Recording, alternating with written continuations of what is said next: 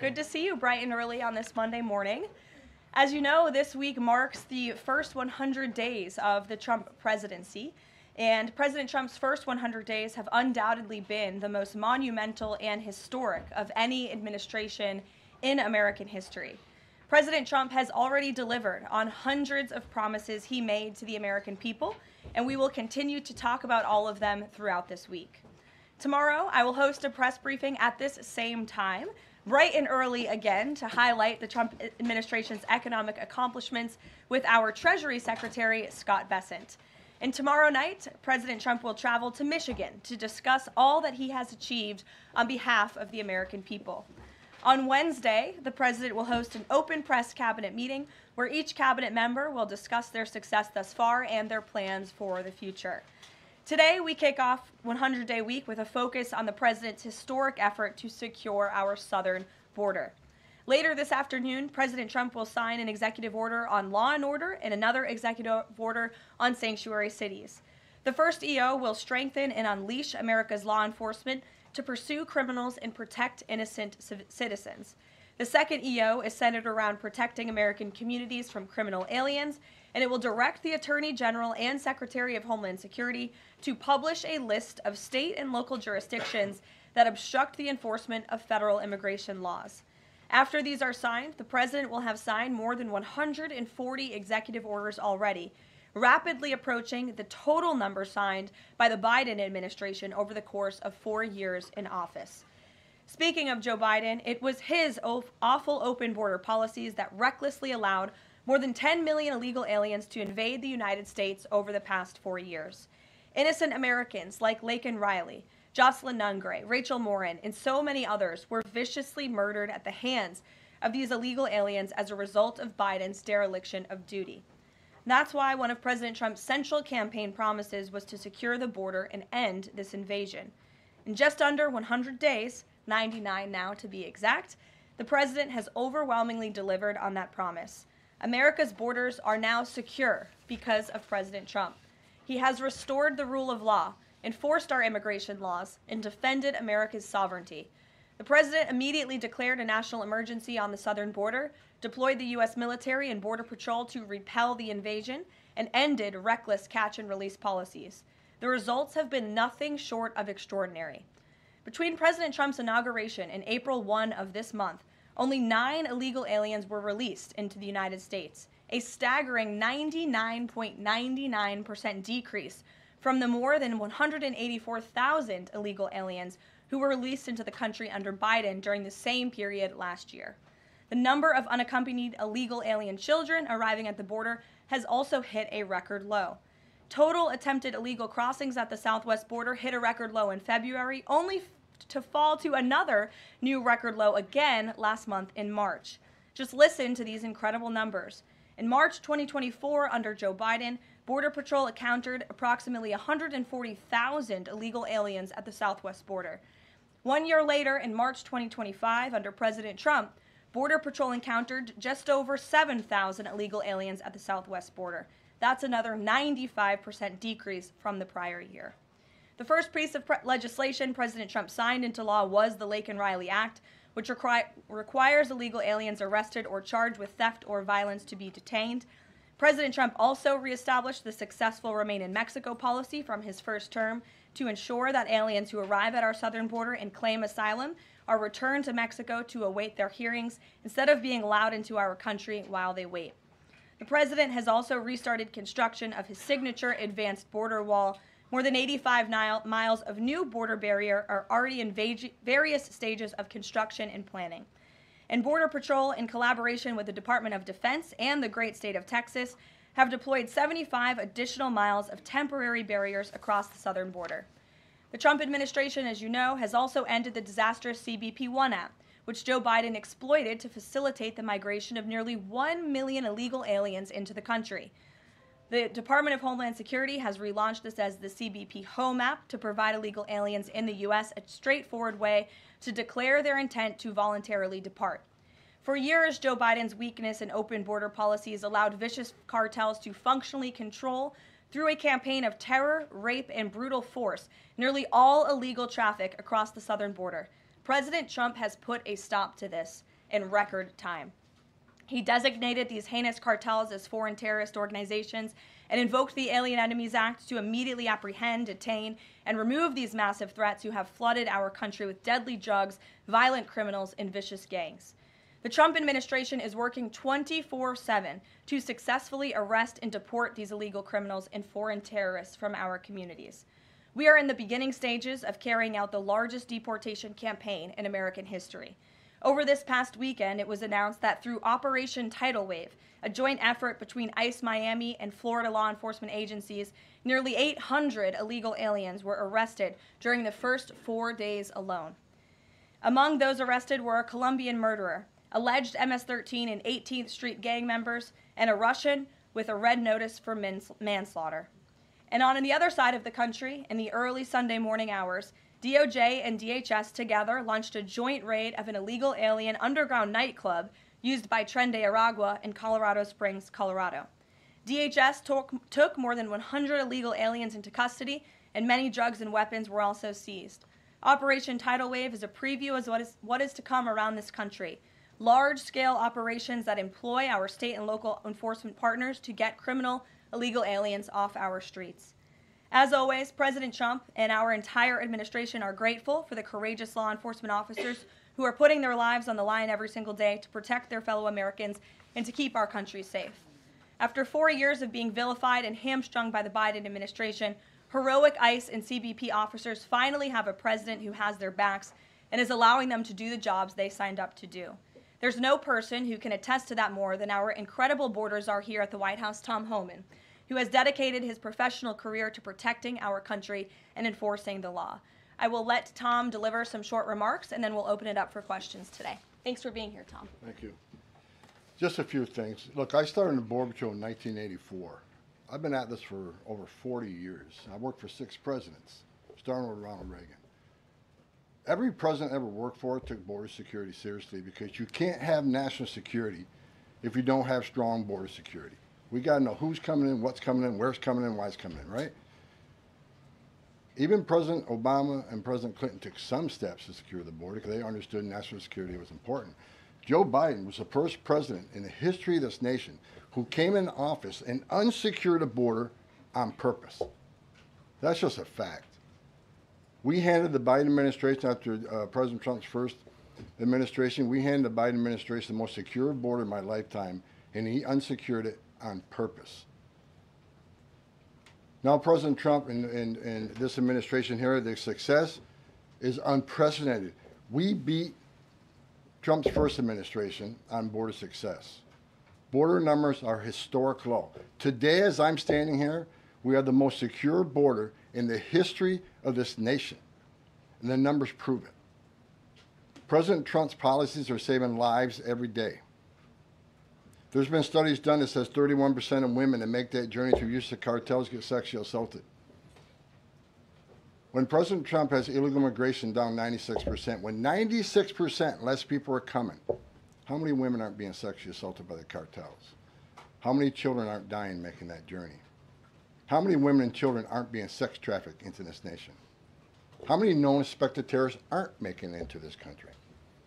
How many pounds of fentanyl isn't getting to this country to kill young Americans? How many women and children aren't sex trafficked? Under Joe Biden, sex trafficking is up 600%. We had 4,000 aliens dying making that journey. We had 250,000 Americans dead from fentanyl that came across an open border. President Trump's policy saves lives every day. Even the border wall saves lives. The people want to hate on the border wall. Every place a border barrier has been built, illegal migration's declined, illegal drug flows decline. But you know what no one talks about? The border wall saves lives. Because the most vulnerable, the women and children, can't get over that wall, which means they're going to a place where there's not a wall. And what's waiting on them? The men and women of the United States Border Patrol who will take care of those humanitarian needs, the health needs right off the bat. We just went over the numbers, and let me talk about a few numbers that are important to me. Under the Biden administration, we averaged over 11,000 many days, over 12,000, even some days 15,000 illegal entrants in the United States. 15,000. You know what the number was last 24 hours? 178. 15,000 to 178. Unprecedented success. On an average day in the Biden administration, known gotaways. People we knew crossed the border because they're on video, drone traffic, or sensor traffic. Crossed the border, weren't apprehended, weren't fingerprinted, weren't vetted. Average day under Joe Biden, more than 1,800 gotaways. Yesterday, 38. 38 too many? We'll get that to 0. But we went from 1,800 to 38. And finally, that was said earlier, under the first 100 days, or it was actually January 20th to April 1st, last year, 184,000 illegal aliens were released into the United States. Under this administration, 9. 4 of them were material witnesses in a criminal investigation. We need them here to testify in a serious criminal trial. 4 was extreme medical condition. We couldn't return them because they were in such bad shape. And 1 was a humanitarian issue. This is unprecedented success. The border is secure. President Trump saving lives. President Trump has proven no one does this better than President Trump. There is no equal, it's not even close. So God bless the men and women of the Border Patrol. God bless the men and women of ICE who strap a gun to their hip every day, put on a Kevlar vest to not only secure our border and protect our national security, but the ICE agents in the interior, they're removing public safety threats and national security threats every day. While you're all sleeping at 2, 3 o'clock in the morning, there are men and women out there enforcing the law and making this country safe again. And we're going to keep doing it. It's full speed ahead. So I'll leave it at that. Awesome. Thank you, Tom, and thanks for all your great efforts. We do want to open it up to questions. If you have border-related questions for Mr. Homan, and I'm also happy to take any non-border-related questions. I'm happy to take border questions too, but Tom is here offering his time, so we encourage you to ask him questions. We'll start with our new media seat today. As always, Rogan O'Hanley, former Hollywood entertainment lawyer, I didn't know that, Rogan, who got fed up with the far-left ideologies of California and now posts conservative political commentary online for his more than 7 million followers across all major platforms. He joins us today from the great state of Florida. Why don't you kick us off today, Rogan? Thank you, Caroline. In Trump's first 99 days, we've seen a coordinated assault on the rule of law by radical judges who are thwarting his agenda with an unprecedented number of national injunctions. These judges are providing more due process to violent MS-13 and Tren de Aragua illegal aliens than they did for American citizens who peacefully protested on January 6th. As Stephen Miller has highlighted, it would be utterly ridiculous to have full trials and appeals for the more than 15 million illegal aliens that came across our border under Joe Biden. Many are now calling for Trump to circumvent these radical judges and consider suspending the writ of habeas corpus solely for these illegal aliens in accordance with the terms of Article 1, Section 9 of the United States Constitution, which explicitly allows for such a measure when there is a rebellion or invasion.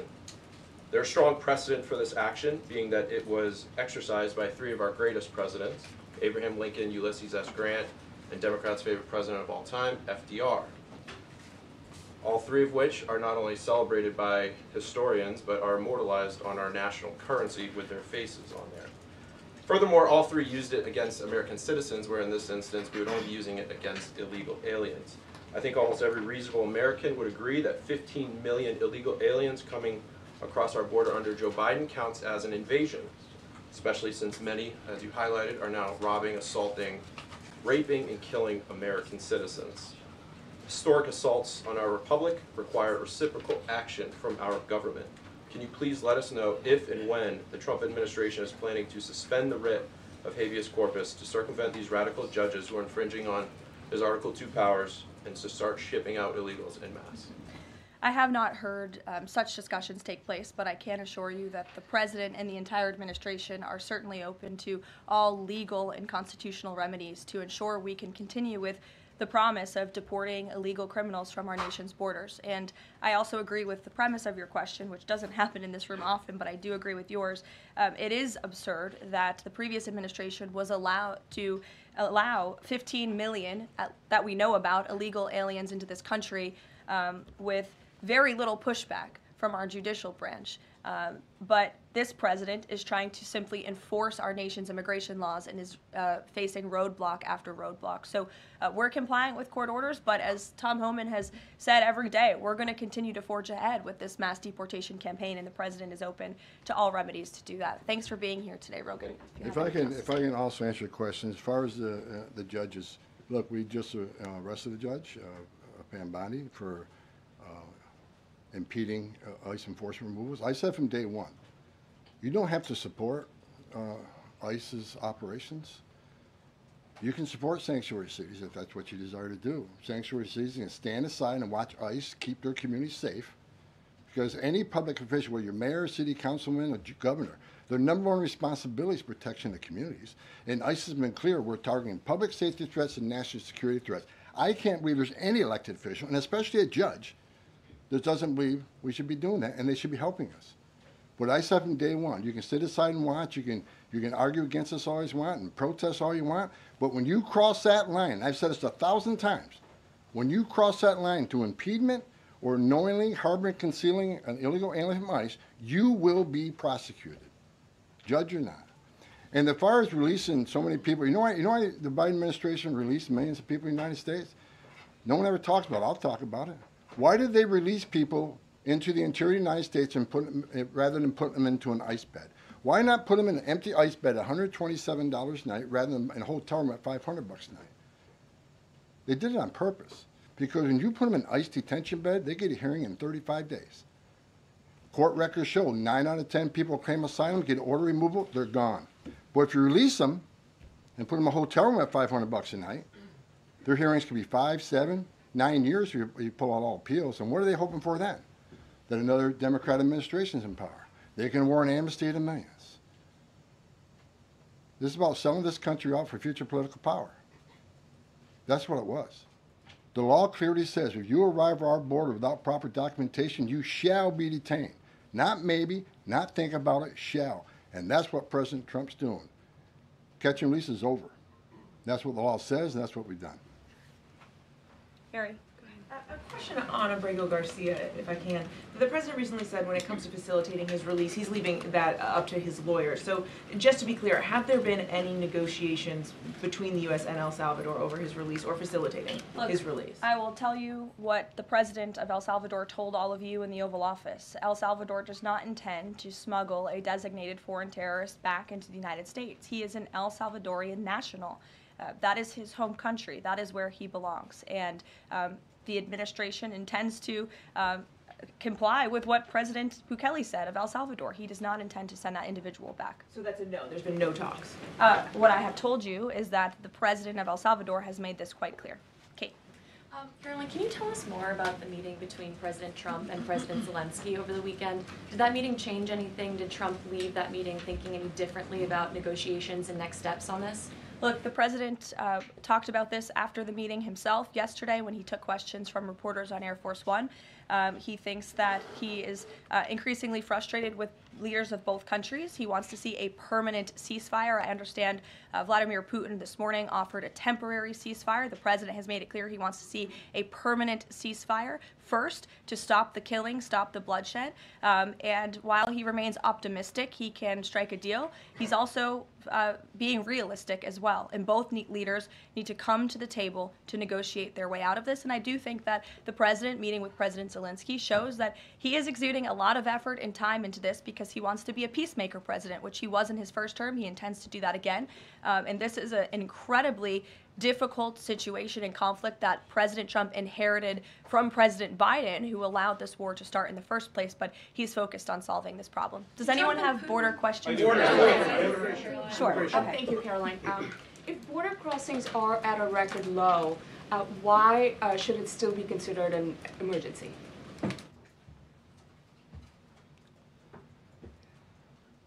It's because of what has happened in the last administration.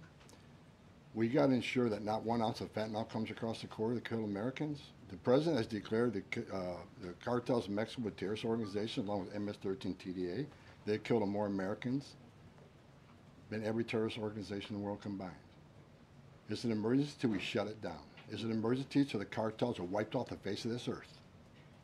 President Trump's committed to saving every life, Now, I just mentioned gotaways, 38 yesterday. Who are the gotaways? Where do they come from? We had over 2 million gotaways under Joe Biden's administration. Why did 2 million people pay more to get away? Under the Biden administration, you pay a cartel this amount of money to cross the border. Cartel's job ends at the border. Just turn yourself in a green uniform. Get released in 24 hours. Get a free airline ticket to the city of your choice. Get a free hotel room. Get 3 meals a day. Get free medical care. Get work authorization in 90, 120 days, which is the real reason they came here. Why did 2 million people pay more to get away? Because they didn't want to be vetted. They didn't want to be fingerprinted. We've arrested over 400 people on the terrorist watch list coming across the southern border in 4 years. How many of the 2 million came? How many of the 2 million came from countries sponsoring terror? If you think it's zero, then you're ignorant. This is the biggest national security failure this country's ever seen. This is the border emergency until we end it, end all of it. We're making good strides. But right now, it's still an emergency until we shut it down. Go ahead. This is a question for Mr. Homan. Late last week, there were 3 U.S. citizen children who were removed with their mothers who were in the United States illegally. There have been a federal judge in Louisiana who was appointed by President Trump said that he was concerned that there was, quote, no meaningful process. Are you concerned that due process, at least for the U.S. citizen children, is being flouted and that the speed at which the enforcement is being done could lead to errors, as was the case in the Kilmar-Abrego-Garcia case? And then also if you could give an update on the deportation numbers under this administration and whether you're pleased with them. First of all, I don't accept the term error in Abrego-Garcia. There was an oversight. There was a withholding order. But things have changed. The facts around the withholding order has changed. He is now a terrorist. We're seeing the withholding order set aside. And the gang he was fearing from being removed to El Salvador no longer exists. So the facts around that case are totally different. I'll let the lawyers litigate that. But as far as the 3 USC kids, I'd said from day one that if you enter this country legally, it's a crime.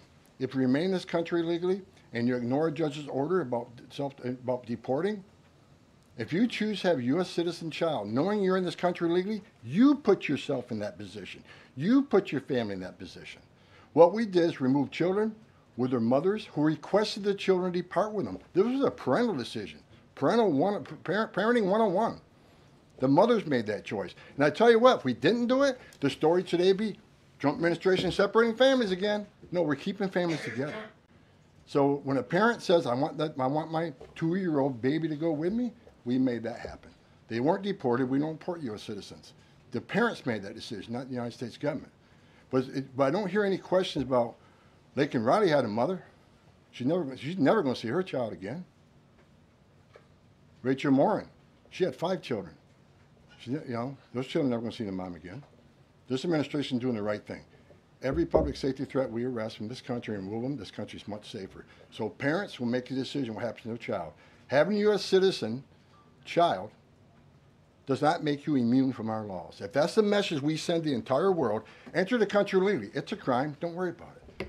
Get order removed by an immigration judge. Don't worry about it. No one's looking for you. And have a U.S. citizen child and you're immune from our laws, you're never going to fix the border. People will keep putting themselves in harm's way. More women would die. More children would die crossing this border. We got to secure a border by enforcing our laws. We're not making this up. We're enforcing laws under statute enacted by Congress, and it's the right thing to do. Can you give an update on the deportation numbers under this administration? Mr. Homan. What are you asking for? We just provided the Update on numbers. the number of deportations that have occurred under this administration, whether you're pleased with that. Last number I got was 139,000 deportation. Am I happy with the number? Numbers are good. Especially if you look at the ICE numbers. The ICE arrest removals are far beyond Biden. But I read the media. Oh, ICE, the deportations are behind Biden administration. Well, why? Because they counted border removals. We don't have 10.5 million people crossing the border. We don't have border removals. So Joe Biden could have deported 5% of his encounters, and numbers will still be higher than us on the border removals because we have a secure border, the most secure border in the history of this nation. Compare apples to apples, ICE arrests and deportations are far more than Joe Biden. That's right. Caroline. Sure, go ahead. Mr. Homan, talking about the border wall, can you give us an update as far as how many miles are being built today? And is Mexico paying for it, as the president said they were going to? Well, first of all, I'll answer that question because I already answered it in my opening remarks. To date, since January 1st, there's been more than 85 miles of new border wall construction in various stages of that construction and planning. The president has made it clear to Congress that we want to see more funding for not just border wall construction, but also to support our ICE agents and our Border Patrol agents who are on the ground facilitating with this mass deportation effort. So he's clear that Mexico is not going to pay for it? Is that what you're saying? Let's address that. Trump said Mexico won't pay for the wall. They have in a roundabout way, have they not? Putting 10,000 military on the northern and southern border, taking the action they did to remain in Mexico. They didn't have to do that. They're doing it. Putting military on the southern border. Have moved illegal immigration to a record low. We're saving millions of dollars every day on detention, transportation, removal proceedings. We've more than made up for the cost of that wall because of the actions of Mexico. So is Mexico helping build that wall? Yeah, because we're saving so much money, millions of dollars a day, that we can afford to build that wall. So actually, yes, they're helping to build the wall. John Miller. Thanks a lot, Karoline. Mr. Holman, a question for you. You're the border czar. Can you give an estimate as to how many individuals are in the United States illegally? That's number one, and I'm sure you're very familiar with that number, an estimate. And the second question is, I have a list that the White House put out of individuals, 100 ICE arrests since the beginning of the president's term, and the people are arrested for various very serious crimes. First-degree murder, convicted of rape, convicted of murder and aggravated burglary, sexual assault of a child. How many of the individuals that are in the United States illegally are people like this, really bad people? Well, first of all, how many illegal aliens I think in the United States? At least 20 million. People say, where'd you come up with that number? We've been speaking about 12 million for 20 years. We know we got 10.5 that we know of came to the border. How many don't we know of? I talked about known gotaways at 2 million. How many unknown gotaways we have? Like between the Big Bend sector in Texas where there's no technology, how many 1,000 people did get across through there? We wouldn't know. We would know now. But, you know, so I would venture over 20 million. But your question is, last count, last I looked, there was about 700,000 illegal aliens with criminal charges walking the streets of this country. 700,000. And that's what we're looking for now. That's what we're prioritizing. Them and national security threats. We'll go to the back row. Thanks, Caroline. Yes. For Mr. Holman, I'm Taylor with Spectrum News. We have a station up in Rochester, New York. It was reported you're visiting there tomorrow. Can you talk a bit about the purpose of your trip? I know the Trump administration is suing the city over its sanctuary city policies, how the executive order Caroline alluded to ties into it, and what your message is for communities and community leaders who say, we're able to establish our own rules here, we're worried about this input from the federal level. Can you talk a bit about that? Well, same thing I talked about earlier. I don't think any elected mayor, any elected governor should want public safety threats, those illegally in the United States, public safety threats walking through the community. And what happened in Rochester, HSI agent called for emergency assistance. Officers of Rochester PD responded to a call from emergency assistance from a federal law enforcement officer. They responded. Then they got disciplined. I don't think anybody can come up with one instance where an ICE agent or Border Patrol agent didn't respond to an emergency call from assistance from any law enforcement agency. Cops need to help cops, especially in an emergency situation. But they got disciplined. And I met those officers down in Nashville soon after that. I think it was a couple of days after it. And I told them I stand with them. They did the right thing. Law enforcement responding to emergency assistance from law enforcement. So I'm going up there to support the men and women of law enforcement, the men and women who carry that badge and gun every day. They're working the streets at 2 a.m. while we're all sleeping. I'm going to give my support, and they just announced a lawsuit, and that's one of many. Sanctuary City is going to be sued on this administration for flouting immigration law. I mean, the law is clear, and they're violating it, and this administration is going to take actions. I'm going up there to show my support of men and women of law enforcement. I started as a cop, and the community. I'm showing support for them. Because the community wants their police officers to be officers too. The communities don't want public safety threats walking around their communities either. And that's what it's all about, and that's why I'm going. Sure. Mr. Holman, how close are you to housing migrants at U.S. DOD facilities like Fort Bliss in Texas? Well, we're already housing at Guantanamo. Port Bliss is being ramped up, so we're in the very near future. I don't have a timetable because things need to be done, construction needs to be done. We're making sure the facilities are ready to accept. We're making sure facilities are able to care for the people. They're going to be detained, so I don't know the timeline right now. It changes every day because of various issues, but we're working on it. Are you intending to hold families there, including families with American citizen children? Family residential centers are for families. They're not jails, they're open-air campers built for families, which means they have child psychologists, they have pediatricians. And why family residential centers? Because we want to make sure that child is with a parent. Unlike the last administration who stopped DNA testing, many investigations of children being smuggled in the country with some that wasn't related to them claiming to be a parent. So we're going to make sure children are with parents. We're going to make sure that's actually a family and that child ain't being trafficked. That's the main reason. Regarding the executive order on sanctuary cities, is the administration planning to pursue any more investigations or prosecutions like was done against the judge in Wisconsin, against local officials? Well, we'd have to defer you to the Department of Justice, obviously, for specific prosecutions or cases against individuals. But as I said in my remarks, the executive order the President will sign later this afternoon does direct the Attorney General and also Kristi Noem, our great Secretary of Homeland Security, to provide a list of sanctuary cities in which local officials are not complying with this federal order and are not complying with federal immigration laws. It's quite simple. Obey the law, respect the law, and don't obstruct federal immigration officials and law enforcement officials when they are simply trying to remove public safety threats from our nation's communities. The American public don't want illegal alien criminals in their communities. They made that quite clear on November 5th, and this administration is determined to enforce our nation's immigration laws, and we're happy to provide the text of that executive order, and as I said, the President will be signing it later this afternoon. Sure. Excuse me. I want to talk about farm workers. The President said earlier this month that there could be leniency for some undocumented farm workers. I'm wondering, where do things stand with that? And I'm also wondering, does that at all undermine his message on immigration, that it's okay for some undocumented people to be in the U.S., but maybe not others? Well, the President was referring to our H-1B and H-1A visa programs, and there have been no final decisions on that at all. But the President, I think, what he was intended to speak about, what he was speaking about, is ensuring that we have a clean, legal immigration system that is being respected and obeyed. And the mass amount of illegal immigration that we've seen over the past 4 years in our country completely undermines our legal immigration system, those seeking citizenship, but also those coming here on a visa to legally and lawfully work. And the President wants to make sure that those programs are respected. Reagan. Thanks, Caroline. My question is for Tom.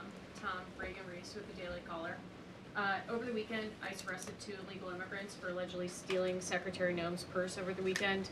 What can you tell us about these individuals' immigration history as well as their criminal history? I don't have the criminal history, but I know the one that stole the purse is supposedly in the country legally. But, you know, pick the wrong person to steal a purse from. I mean, Secretary Noem's a strong secretary. I know I've been talking about the success of men and women of the Border Patrol and ICE, but under her strong leadership, she's a game changer. So I'm happy to work with her, despite the media I've read that me and Kristi Noem have differences. Me and Kristi Noem are attached at the hip. There's no daylight between us. We're both going to push the President's agenda. She's a strong secretary, and I'm glad she's in here, and I'm glad. But again, that illegal alien, pick the wrong person to steal a purse from. I'm telling you. Mary Margaret, go ahead. Thank you, Caroline. I have 2 questions, one for Mr. Homan, one for you on the White House Correspondents' Dinner. I'd like to start with you, though, Tom Homan. This list has a very high number of sexual assaults on a child. Can you comment on that and why there's so many crimes against children committed by illegals in this country? I don't know why. It's sick. It's the worst crime in the world when you sexually assault a child. I mean, the most innocent of us all. But that's why I made a statement that one time I was going to go to Boston and bring hell with me, and the media went crazy. At Tom Homan says, we're going to go to Boston and bring hell with them. I was going to bring hell to illegal aliens that rape children. There's not more of a heinous crime. And as you can see, the amount of child rapists we've arrested under this administration, that could have been arrested under the Biden administration. They were out there. They had their final orders. They were out there, but they didn't go look for them.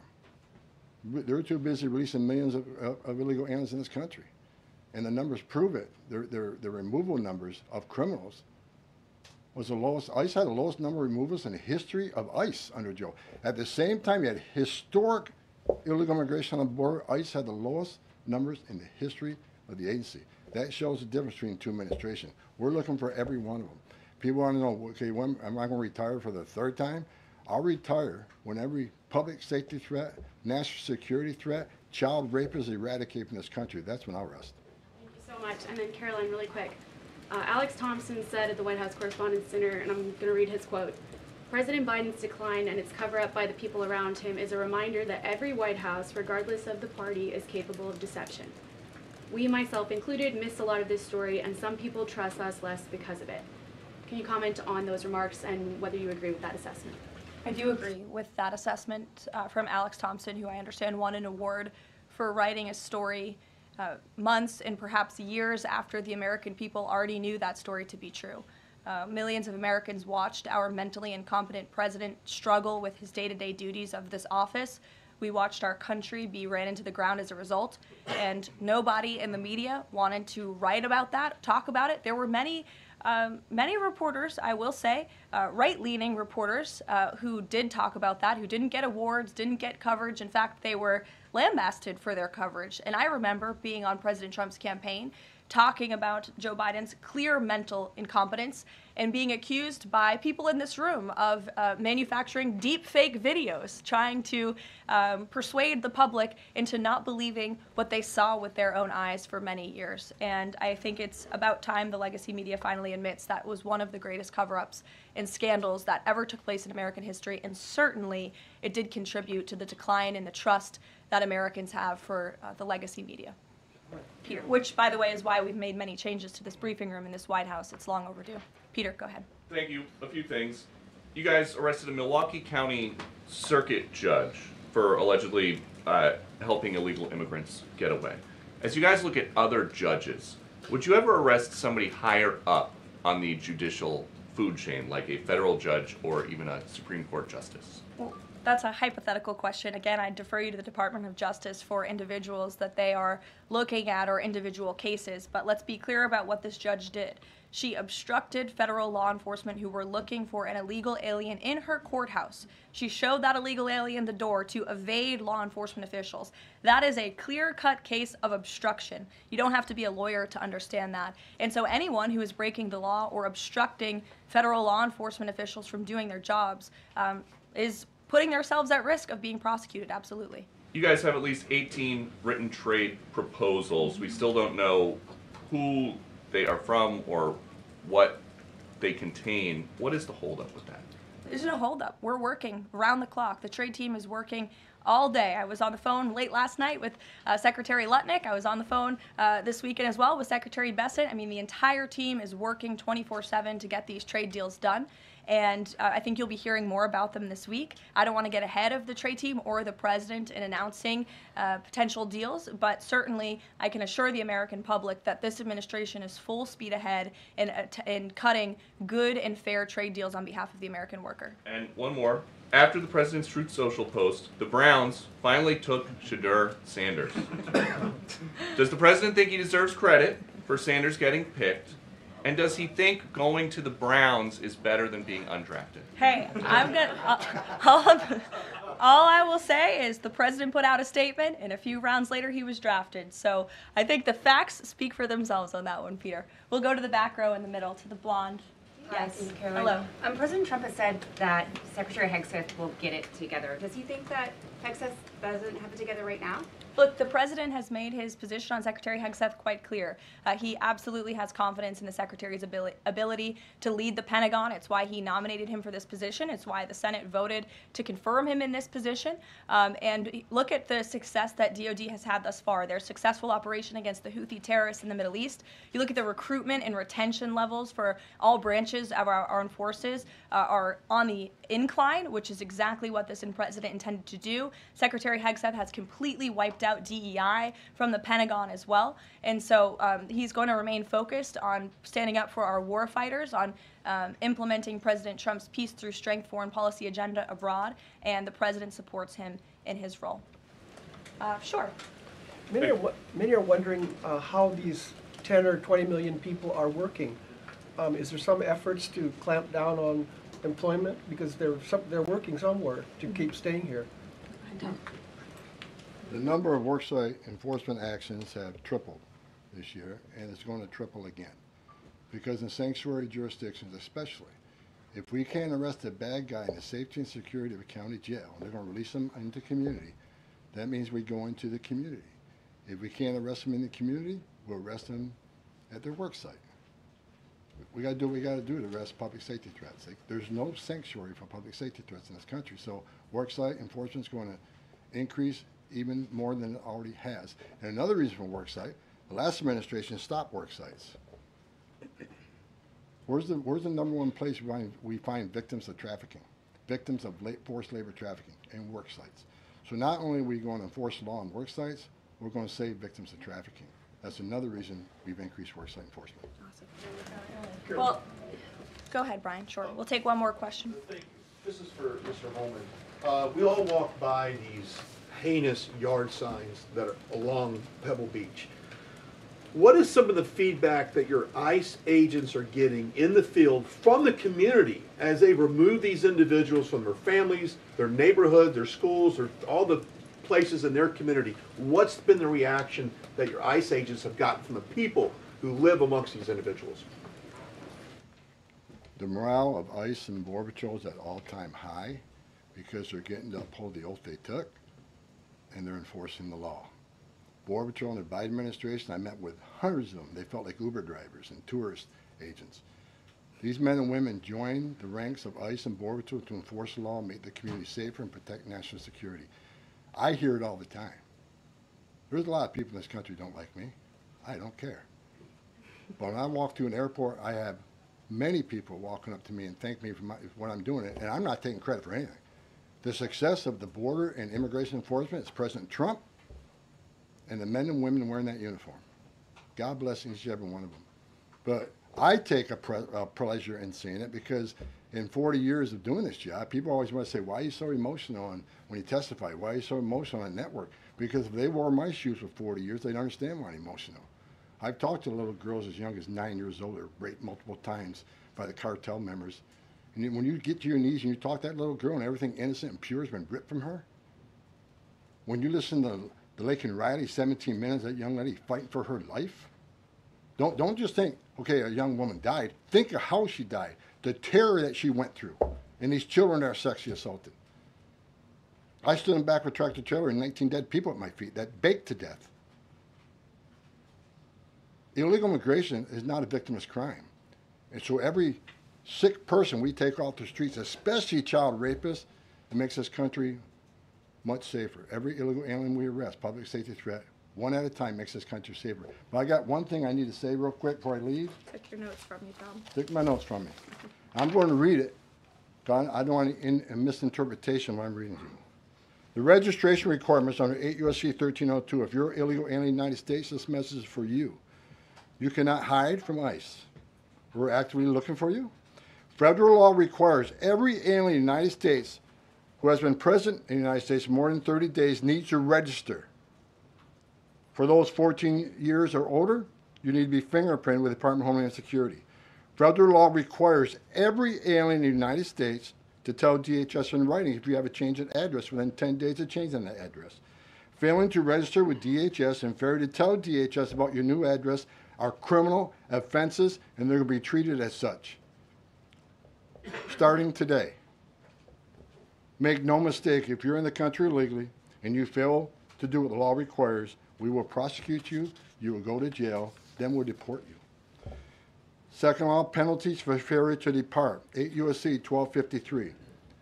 If you're alien inside the United States who has a final order, this message is for you. If you have a final order, the Trump administration is committed to enforcing our immigration laws, especially for those aliens who have received final orders of deportation. There are currently around 1.4 million illegal aliens who have been ordered removed but remain here in violation of the law.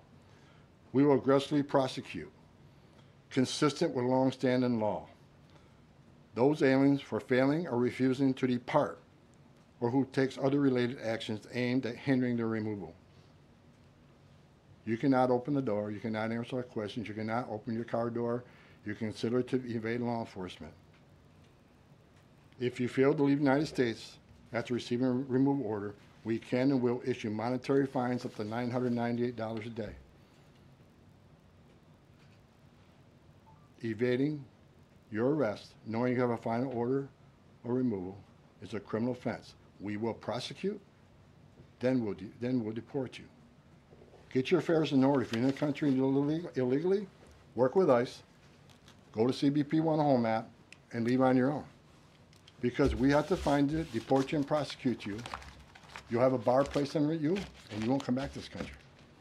You won't be able to come back on a visitor's visa, a tourist visa. If you have a U.S. citizen child, can't petition for you. If you're in this country, well, you get your affairs in order and work with us and get yourself removed from this country. That's what law requires, and we're going to enforce that law. Awesome. Thank you so much, Tom. You can get back to work now. Look, he's already leaving.